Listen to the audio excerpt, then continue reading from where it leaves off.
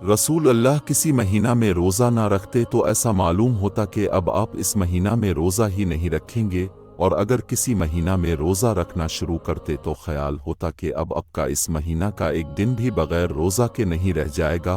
और रात को नमाज तो ऐसी पढ़ते थे कि तुम जब चाहते आपको नमाज पढ़ते देख लेते और जब चाहते सोता देख लेते। मोहम्मद बिन जफर के साथ इस हदीस को सुलेमान और अबू खालिद ने भी हमीद से रवायत किया है।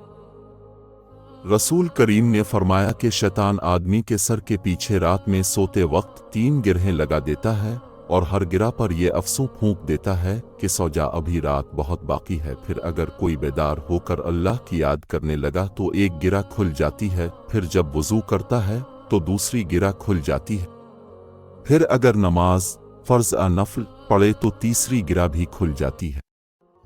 इस तरह सुबह के वक्त आदमी चाको चौबंद खुश मिजाज रहता है, वरना सुस्त और बदबातिन रहता है। उनसे नबी करीम ने ख्वाब बयान करते हुए फरमाया कि जिसका सर पत्थर से कुचला जा रहा था वो कुरान का हाफिज था, मगर वो कुरान से गाफिल हो गया था और फर्ज नमाज पढ़े बगैर सो जाया करता था। नबी करीम के सामने एक शख्स का जिक्र आया कि वो सुबह तक पड़ा सोता रहा और फर्ज नमाज के लिए भी नहीं उठा। इस पर अपने फरमाया कि शैतान ने इसके कान में पेशाब कर दिया है। रसूल अल्लाह ने फरमाया कि हमारा परवरदिगार बुलंद बरकत वाला है, हर रात को इस वक्त आसमान दुनिया पर आता है जब रात का आखिरी तिहाई हिस्सा रह जाता है। वो कहता है कोई मुझसे दुआ करने वाला है कि मैं उसकी दुआ कबूल करूं, कोई मुझसे मांगने वाला है कि मैं इसे दूं, कोई मुझसे बख्शिश तलब करने वाला है कि मैं इसको बख्श दूं। नबी करीम रात में नमाज क्यों कर पढ़ते थे? अपने बतलाया कि शुरू रात में सो रहते और आखिर रात में बेदार होकर तहज्जुद की नमाज पढ़ते।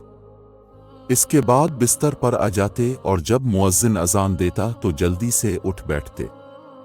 अगर गुस्ल की जरूरत होती तो गुस्ल करते, वरना वजू करके बाहर तशरीफ ले जाते। अल मोमिनीन हजरत आयशा सिद्दीका रजी अल्लाह अन्हा से उन्होंने पूछा कि नबी रमजान में रात को कितनी रकतें पढ़ते थे? अपने जवाब दिया कि रसूल अल्लाह रात में 11 रकतों से ज्यादा नहीं पढ़ते थे, खा रमजान का महीना होता या कोई और। पहले अब 4 रकत पढ़ते, उनकी खूबी और लंबाई का क्या पूछना। फिर अब 4 रकत और पढ़ते, उनकी खूबी और लंबाई का क्या पूछना। फिर 3 रकतें पढ़ते। आयशा रजी अल्लाह अन्हा ने फरमाया कि मैंने अर्ज किया, ए रसूल अल्लाह, अब वतर पढ़ने से पहले ही सो जाते हैं। इस पर आपने फरमाया कि आयशा रजी अल्लाह अन्हा मेरी आंखें सोती हैं लेकिन मेरा दिल नहीं सोता। हजरत आयशा सिद्दीका रजी अल्लाह अन्हा ने बतलाया कि मैंने नबी करीम को रात की किसी नमाज में बैठकर कुरान पढ़ते नहीं देखा।